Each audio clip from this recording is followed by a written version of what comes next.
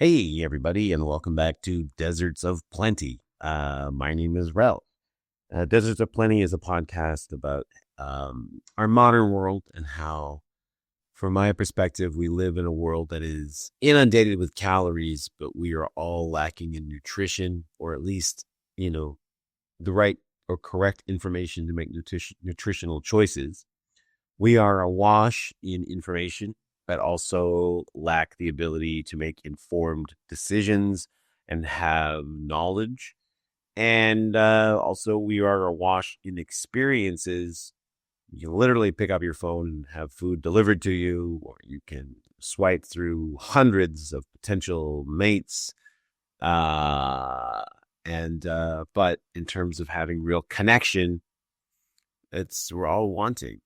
Everybody's not everybody, but a lot of people are sad, lonely, cut off, alone, and it seems so weird in this world to be struggling to maintain proper nutrition, to know what is and is not true, and to have meaningful connections and relationships.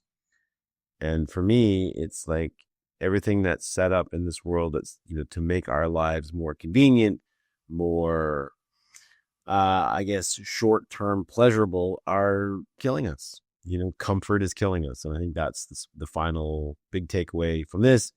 And what I want to do is fight against that and not go back or whatever, but move forward to a place in time when we know what's really important for us.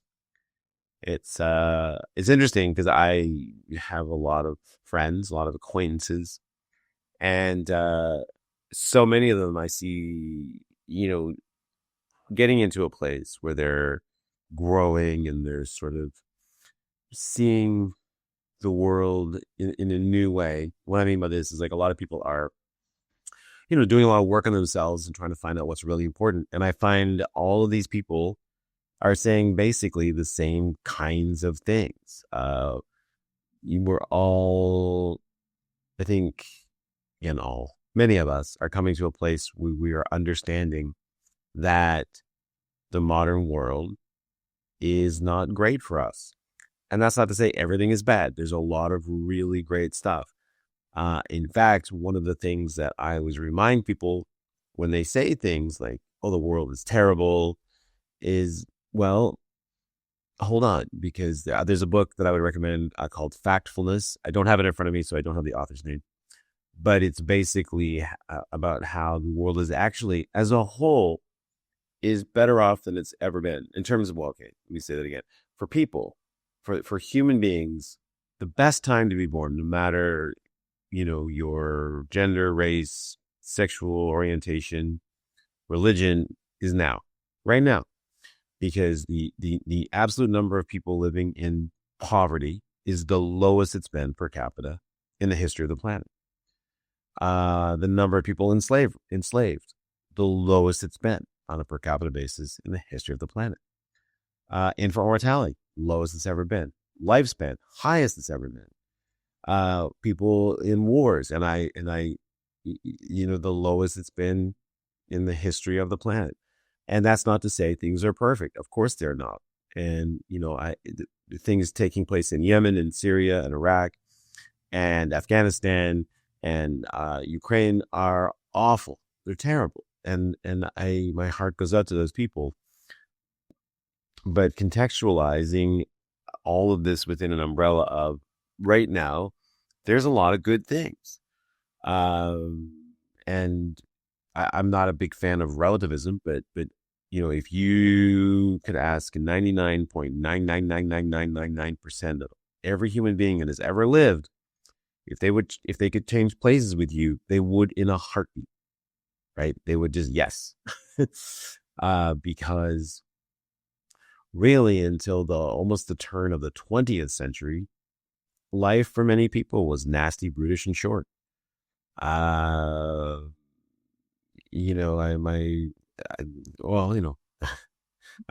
sure I've told this story before, but my father, who was born in 1926, had a friend or an acquaintance, someone that he knew, and this would be like the late 30s, maybe the early 40s. And this gentleman was a lumberjack. He worked in the woods, fit, prime of his life, and just cutting down a tree and with an axe. And there was a splinter. And when I say splinter, I don't mean like the usual kind of splinters we get, but like a chunk of wood went in his arm. Like I don't know exactly how big it was, but I'm talking like not a tiny little splinter that goes ow, but a significant piece of wood, like the size of a one of those big toothpicks. Anyway, point being, he pulled this out of his arm, bandaged it up, went back to work. Ow, but not a big deal. Days later or something, he was dead. He got a massive infection, and he died. Now we would just go to the doctor and get a shot, penicillin. You're fine. So that's the kind of world that existed up until extremely recently. And that's in this part of the world. I mean, that still exists in some parts of the world. And now with antibiotic resistance, those kinds of things will probably come back, which is alarming and terrifying. But I'm sanguine about the future. I'm hopeful. I always live in hope. Not because I'm a Pollyanna, but because I do think people are fundamentally good, and we will fundamentally figure these things out. That's my hope. All right, so that's all of that. But today I just wanted to talk about Hollywood and modern entertainment, especially American based or Hollywood based, big business based might be a better way of putting it, and what's wrong with it and why it matters. And I think the why it matters is the critical part here. So I just want to take you back to a movie that you may have seen if you're of a certain age, or heard of if not, or maybe it's brand new to you. But this movie to me exemplifies what's wrong with Hollywood, and I call this the day Hollywood died. It's not really a day, but but this movie's emblematic. Anyway, there's a movie called Fatal Attraction, which believe was the late 80s. And it stars Glenn Close and Michael Douglas and another actress whose name escapes me. Amy Archer, I believe.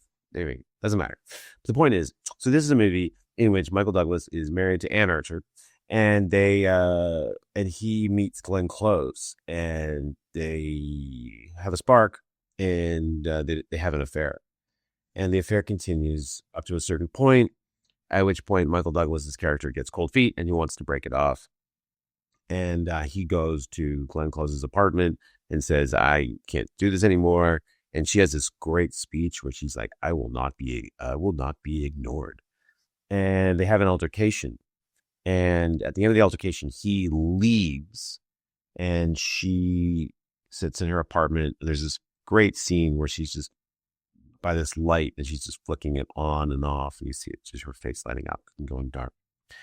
Anyway, that movie was originally shot, and after that scene, Glenn Close's character commits suicide, and the police come, see the altercation that took place, find evidence that he was there, and they go and they arrest him for her murder. And that's the movie.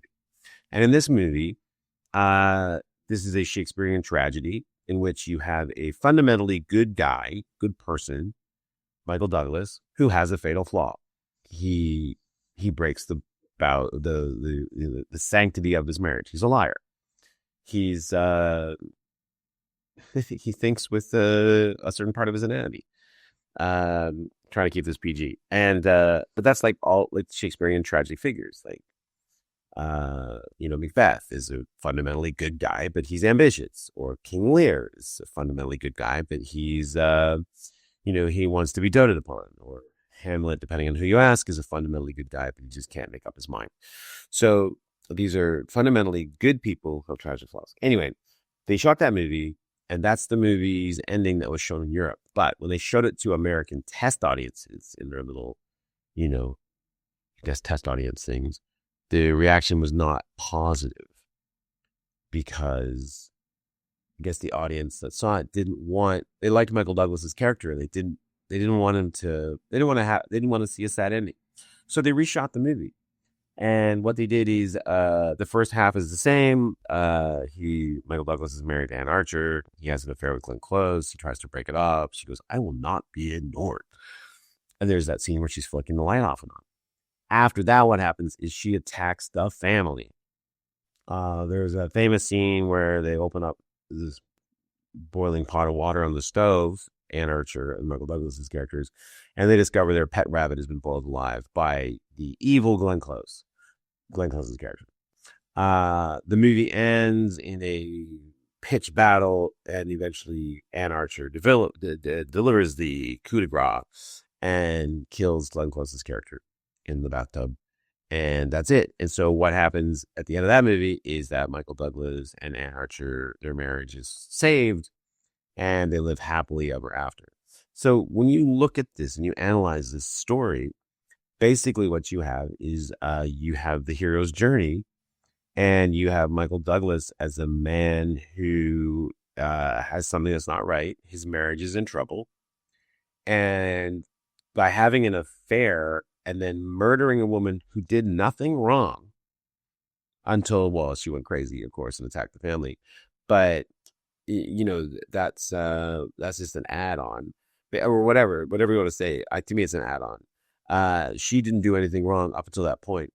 But the point is, Michael Douglas's character, by having an affair, was able to fix his marriage, right? And he pays absolutely no price for his transgression other than a little bit of embarrassment. But ultimately, he wins, and he broke his vow. He lied, and as a result of that, his marriage is now fixed. And you might think, Ralph, you're really overreacting to this. And maybe I am. I'm always open to the idea that I'm completely full of baloney. But to me, it's not. I'm not overreacting, because where do we learn our morals from? Our parents, sure. School, yes. Society, somewhat. But a lot through entertainment. And, if you go to a movie and basically the moral of the movie is, if you mess up, don't worry about it. We're not teaching people really good lessons. And I mean, now if you look at Hollywood movies now, it's the whole idea of story is completely gone. And so many modern, heroes, quote and unquote, have no journey whatsoever.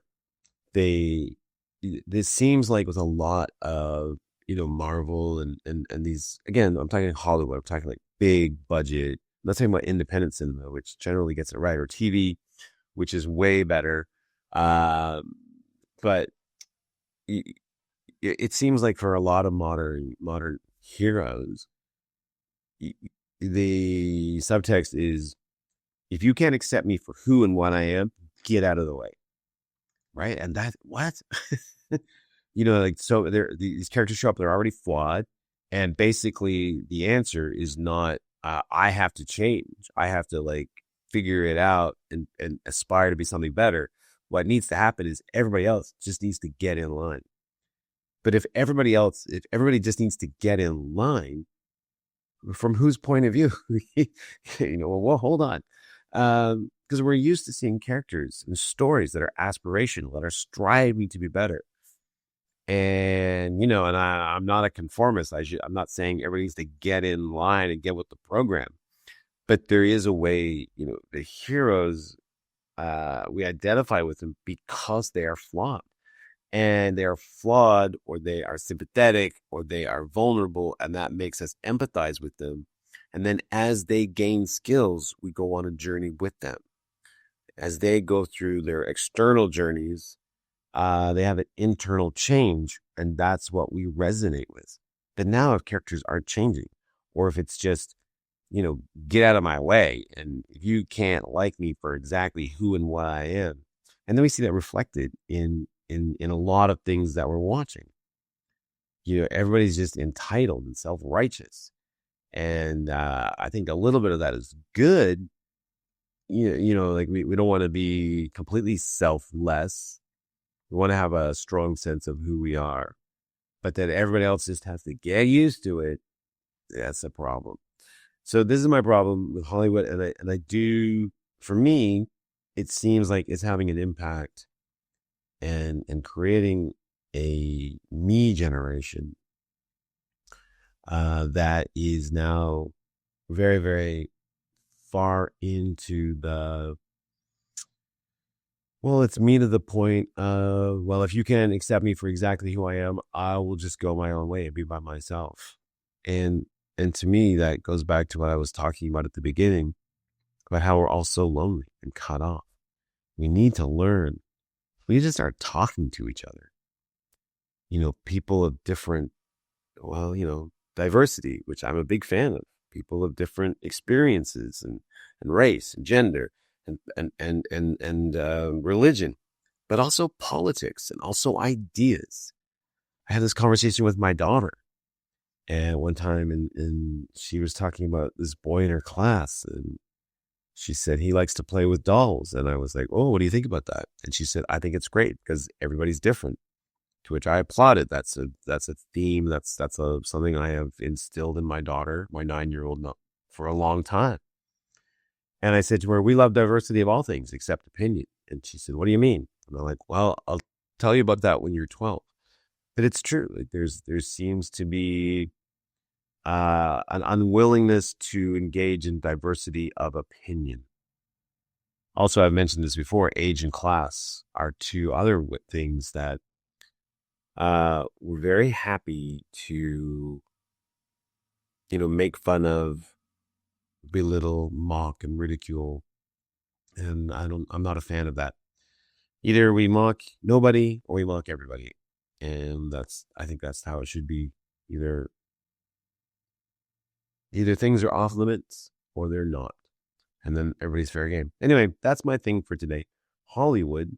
Love to know what you think about it. Please, send me a line.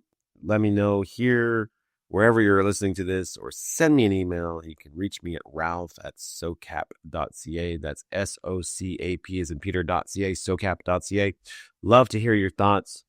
Because what I am is about, I want to build communities and I want to bring people together so that we can have meaningful conversations, meaningful experiences. Let's all go out and be ourselves and find the people who love us for who we are. That's what I'd like. All right. Thanks so much. You all have a great week, and we'll see you back here next time for more Deserts of Plenty. Bye.